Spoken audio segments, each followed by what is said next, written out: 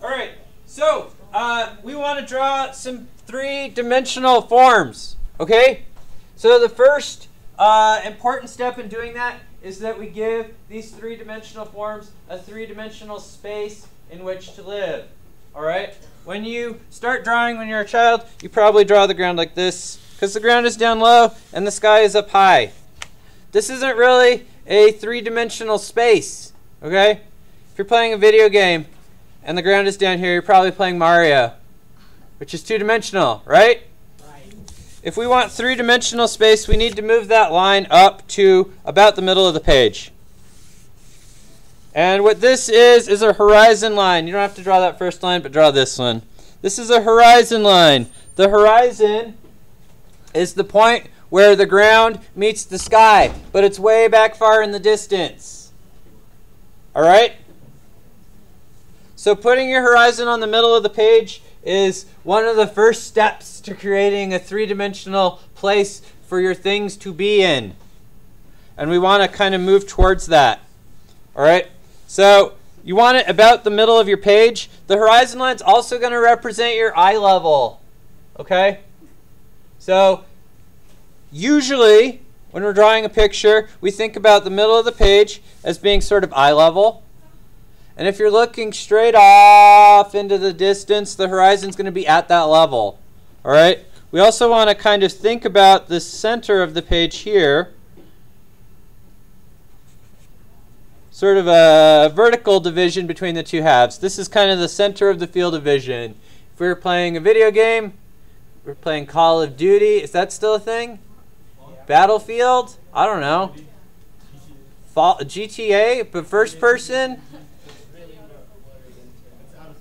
This is where the this is where you're going to be shooting. This is where the target reticule will be. Okay. Give it a second.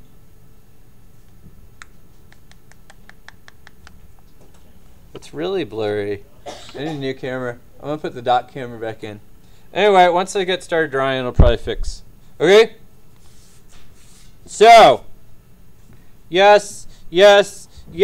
Okay. We got that? Does that make sense? Yeah. So this is important. And I'll show you why. What should we start with? Let's start with the cube. Okay? Let's start with the basic cube. So, we're going to make this cube facing towards us so that it has a front. Alright?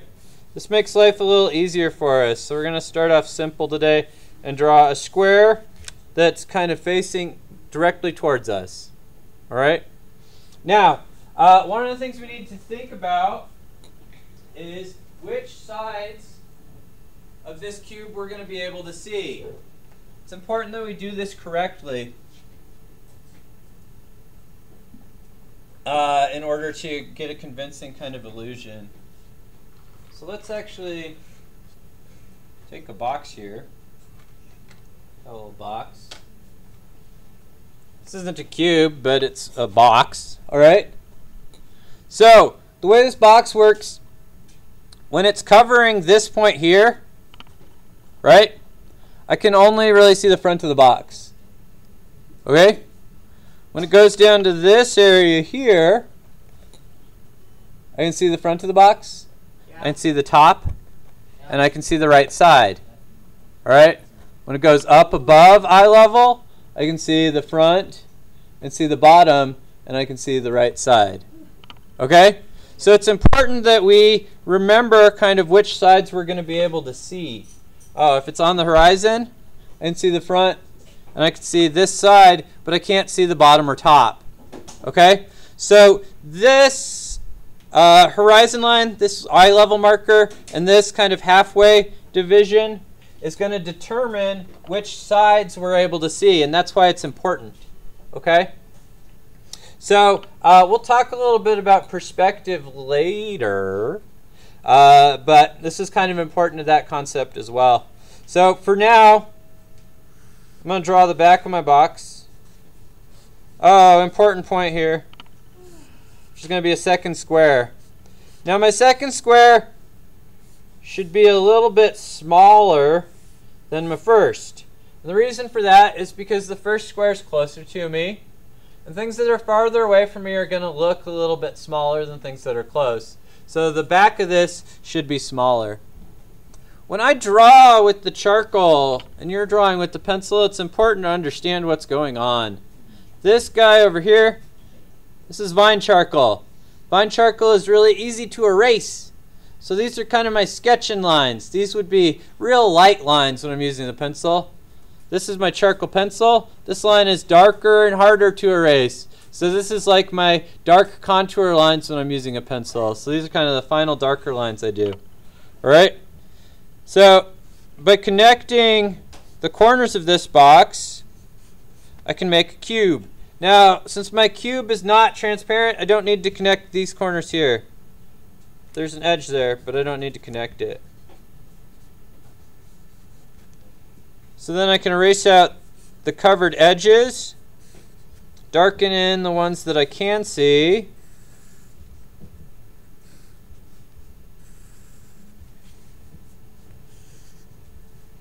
and I have a cube. Okay? All right. I'm going to draw the sun up here. You can draw the sun or not, I don't care. This is to show where our light source is. Alright? So if we have light coming up from the right and up above, that's going to kind of control our shading. So if the light's over here, where's our shadow going to be? Wait, where was the light? It's going to be on the left side. Light's up here. This way, diagonal left down. Yeah, so our shadow is going to be on the opposite sides. So the darkest shadow for this is going to be on these two sides we can't see, so we don't have to worry about this. But this is maybe going to be a little bit darker too. So I'm going to shade this side. Now, a cube has flat sides, and shading flat sides is really simple. You just shade them flat. So the whole side will be kind of the same tone most of the time. There might be certain incidences where you've got a light source that's kind of shining brightly and directly on something, affecting one area more than another. But more often than not, you're going to have a real flat tone to it. Okay? We have two types of shadows. One of the types is called an attached shadow, and one is called a cast shadow. Who would like to guess which type of shadow this is? Cast and attached. This one's attached because it's on the form. Okay? This one is cast because it's not on the form. It's, well, I guess I'll do it like this. It's on another surface, in this case the ground.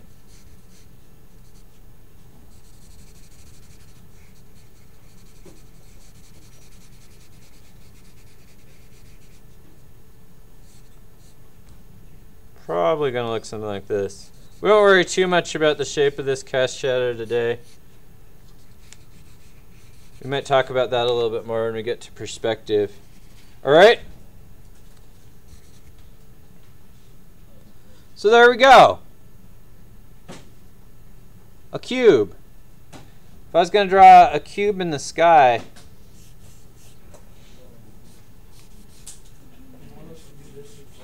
yeah, keep up. I'm not going to really worry about that back edge. I'm going to show you something.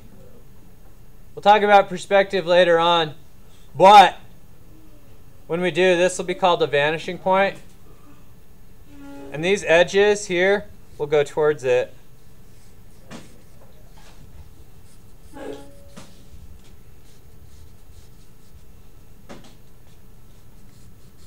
And then these back edges will be vertical and horizontal. So there's my second cube. It's helpful to draw that back at first, maybe, but eventually you shouldn't need to. So this side is facing the same direction, so it should be the same tone as this side here.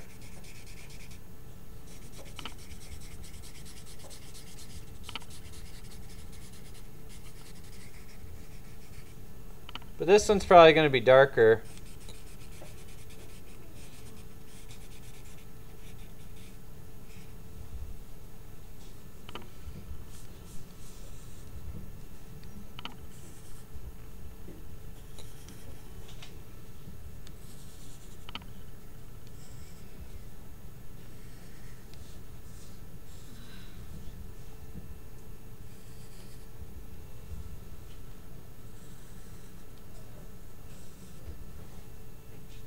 Okay. So you can see, depending on where our boxes are, we're going to be able to see different surfaces. This is an important thing to understand. So,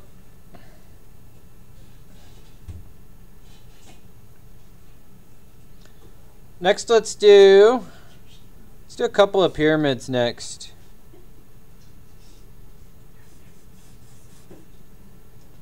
So I'm going to draw one that's on this center line. So remember that these edges that are moving away from me are going to go towards this vanishing point.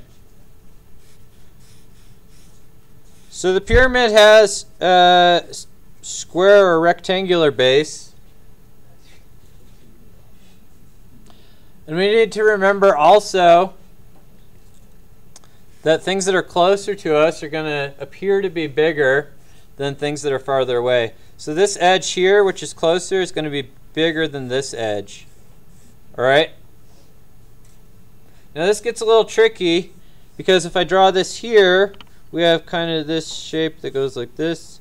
What's this called? What's this shape called? Trapezoid? Over here, if I draw something similar,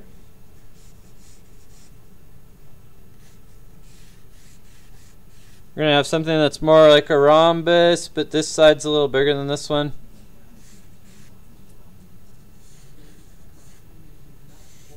And it just kind of depends on where its orientation is relative to the sort of center of the field of vision.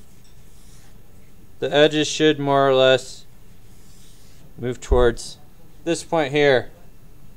Alright, now to draw the sides of my pyramid, I'm going to draw just a little dot for the pinnacle, for the apex.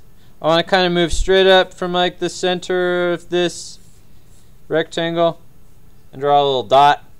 And then I'm going to connect the corners. I'm going to connect the corners on the front first.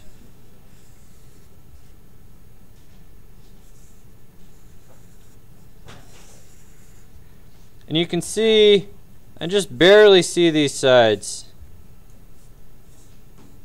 Because again, like when we were drawing the boxes, when it's kind of close to this point, it becomes harder to see the sides.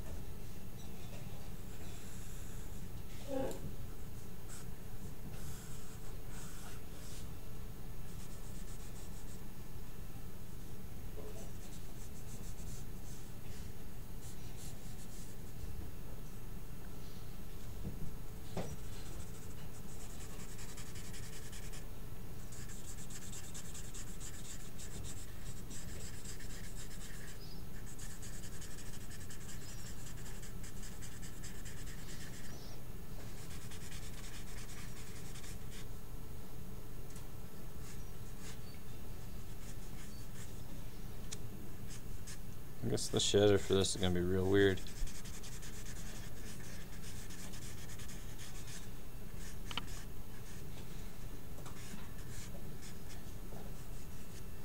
Alright, cast shadow. This one, same sort of idea. I'll find the center point and move up. Let's actually turn this one into a... Nah. Alright now. Okay, center point, move up. Draw a dot. And then I can connect the corners. I want to draw the edges that I can see first because I don't need that back edge. Once I realize that I can't see it, there's no point in drawing that line.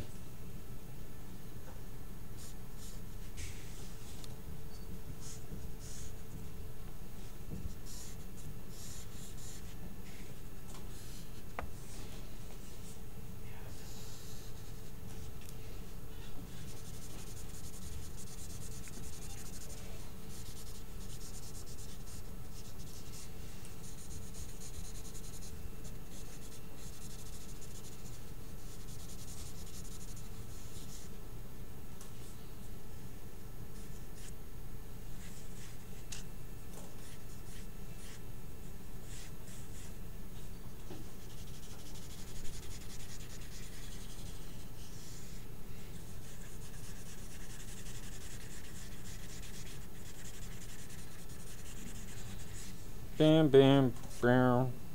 Okay. Woo! Done. Let's do some circle stuff. So if I've got a circle here, it's falling through space, kind of spinning. So let's say this is like a flat disc, like a coin. When it's facing towards me, it's going to look like a circle. But as it starts to turn kind of parallel to the ground here, it's going to look like more of an ellipse. All right? When it turns so that the edge is to me, it's going to be flat. It's going to be basically a line or a rectangle. And then it's going to kind of turn into a disc again. And back to a circle. So if we're drawing objects with circular bases, it's important to start with an ellipse. Okay? If I start with a circle, it's going to look real wonky. So we have to remember this side is not facing directly towards us. Alright, so let's start with the cylinder.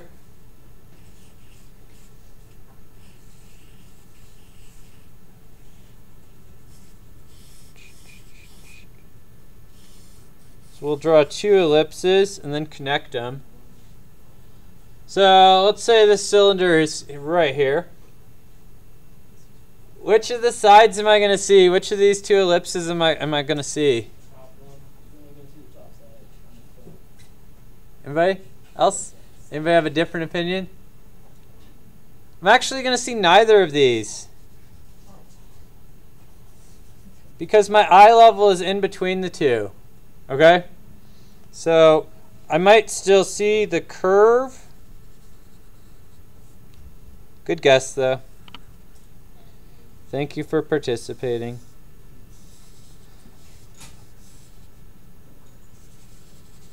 I'm going to see the curve, but I'm not going to actually see the top or the bottom because the form is crossing that eye level. It's the same as with the box. When the box is on the horizon, I'm not going to see its top or its bottom. This is also where I start to get to use a little more creative shading. Okay? So for my shading here, since I have a curved surface, my shading is going to be a gradation. So a gradation is a shading pattern that changes slowly. So I'm going to start off kind of dark, and then I'm going to lighten up my strokes as I move along.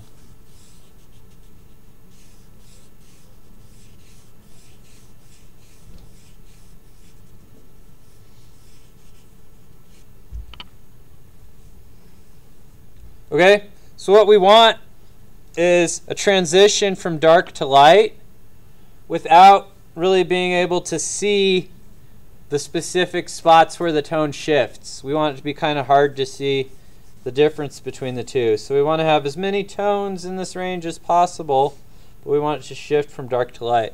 So anytime you have a curved surface, you're going to have a gradation like that.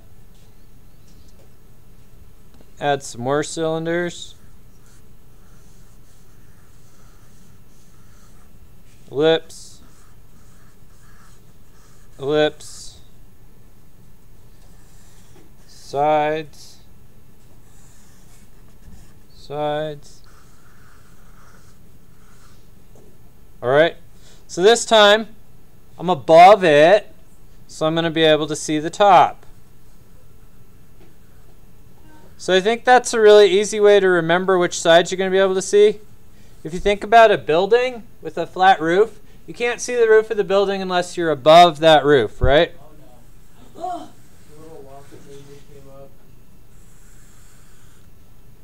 We scared?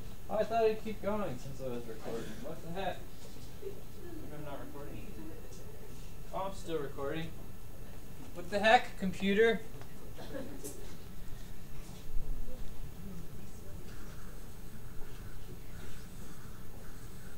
All right. And again, we want that sort of smooth gradation.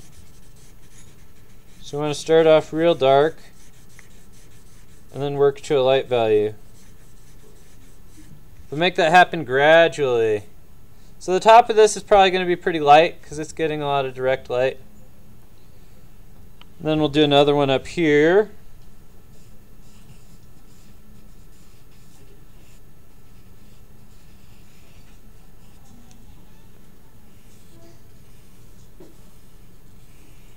There we are.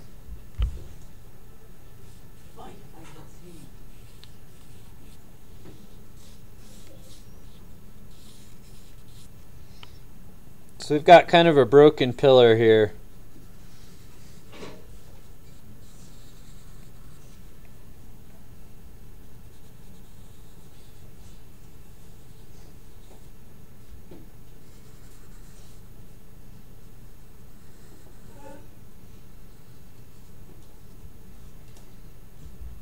This one's probably going to be fairly dark underneath.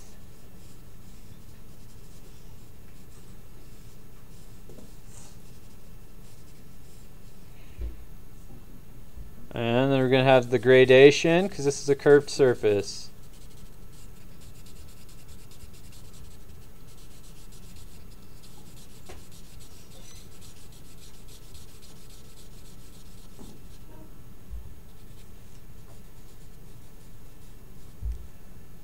Alright, does that all make sense? So above eye level, you can see the bottom. We don't see that a lot in the real world because things are rarely floating. When it's intersecting this eye level, you're not going to see the bottom or the top. So that's like a building, okay? You've got its bottom on the ground, which is below you, and its roof is up above your eye level. So usually you'll just see the sides of a building. And then you've got this, which is below eye level. That's going to be like a table where you can usually see the top of it because your eyes are higher than the table top. Alright? Okay, last thing I want to talk about, I think. Oh, let's do a cone real quick. Cone's real easy. You're going to start with an ellipse. You're going to find the center. Right above the center point, you're going to draw a point where you want the top to be. You're going to connect that point to the ends of the ellipse.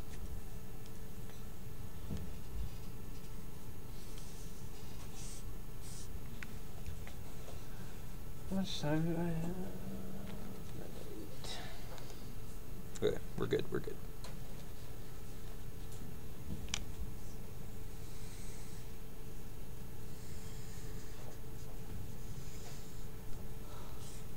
Okay, again, we want that gradation. With the cone, since it kind of gets narrower at the top, each step in the gradation is going to kind of have almost a triangular shape to it. It's a little darker over here.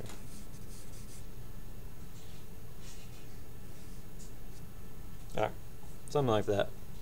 Alright, and the last shape I want to do is some spheres. Spheres are kind of cool because it doesn't matter what angle you look at them from, they're always going to look like circles. They're always going to look like circles. So unlike these discs that we drew that are going to turn into ellipses and flat things, spheres are always going to look like circles. So I'm just going to sketch out a couple of circles here. I think I'm going to try to fit 4 if I can.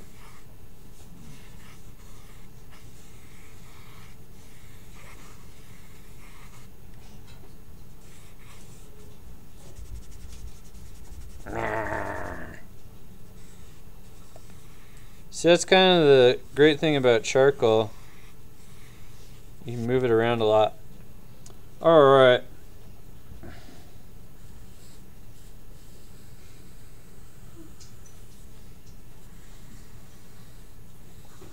So sphere again is going to be a circle. The only thing that I have to make my sphere look three-dimensional is my shading. Again, we've got a curved surface. So we're going to have that gradation. The gradation is a little more complicated here because it needs to be curved.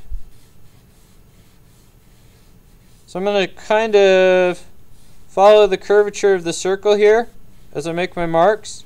I'm going to slowly lighten up. So if you've got a wooden pencil, I'd suggest you use the tip to do your contour lines, these dark outlines. And I'd suggest you use the side for your smooth shading like this. I also mostly sketch with the side of my pencil, but that might be a little much for you right now.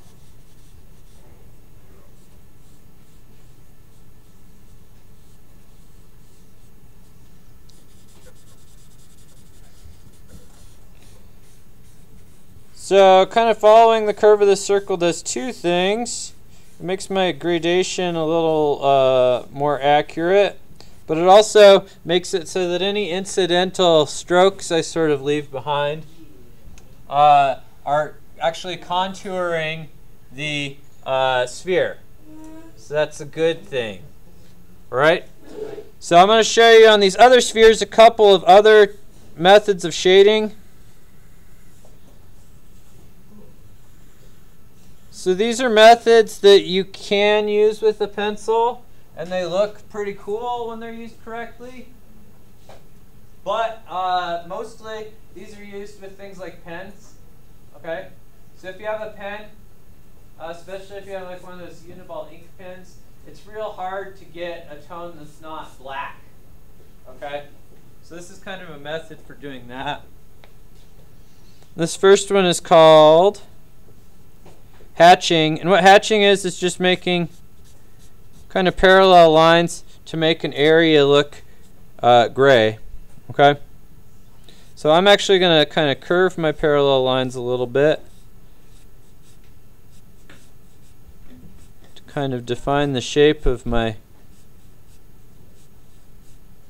ball here. Now the way I get a gradation with hatching, it's a little bit tricky, but what I want to do is have kind of areas where there's fewer and fewer lines. So here I'll have kind of the lines spread out, but maybe in this darker area I'll have the lines a little tighter together.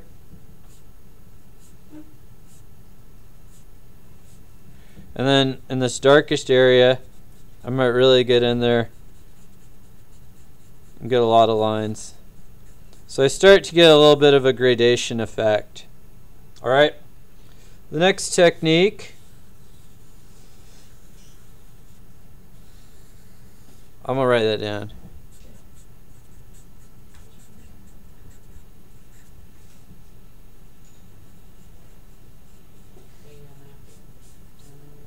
Put a little crack in this to help you remember hatching. The next one is what's called cross hatching.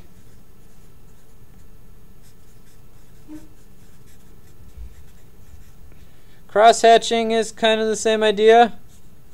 You start with hatching, just the parallel lines, but then you go in with lines that are kind of almost perpendicular. They're not quite perpendicular most of the time. I think you get kind of a cool cross-hatching effect if you've got the little diamonds as opposed to the little squares. But you can do it either way. So the cool thing about this is I have a little bit more ability to vary things a little bit.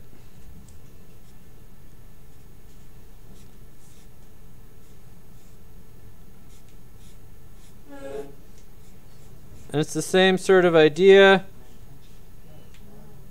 where I'll have kind of tighter, closer together lines in my real dark areas and kind of looser, more spread apart lines as it gets lighter.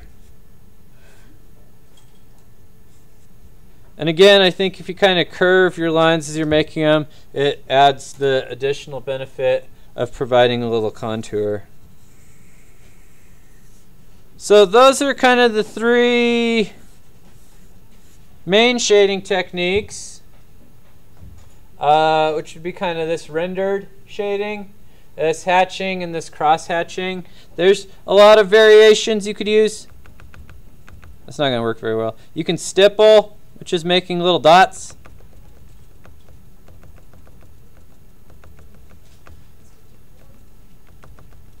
Takes a long time.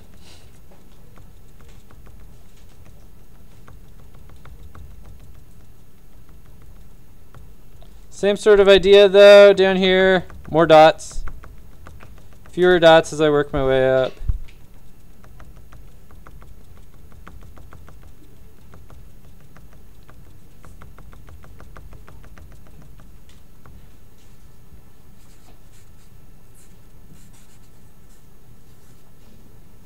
Stipple. All right, does anybody have any questions? No. Okay. So all of these forms are really useful to understand. When we deal with complex forms like an animal or a human being or something like that, it can be really useful to kind of think about if this subject were made of basic forms, what would those basic forms be and how would the light interact with them? It can really inform our sort of building up structures and our shading of structures when we're not able to observe a subject directly. So kind of use these and kind of let these inform your shading as you move forward. We have about 4 minutes. I just want to quickly check and make sure everybody's got this. Just making sure you haven't been loafing. This class is actually like a lot quieter even than my other class, so I'm pretty sure we're good actually. Most of us, if not all of us. Oh my gosh, did all of you get it? I'm so proud of you all. I'm so proud. Oh, yay! All right. No.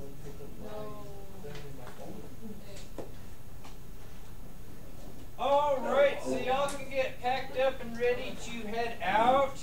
You don't need to turn these into me. Hold on to them. I'll give you credit just because I saw around. Mr. Richards, just letting you know that Brandon's not here. Thank you. Brandon Douglas is not here. Brandon Douglas is not here. Gotcha. Okay, just letting you know. I appreciate it.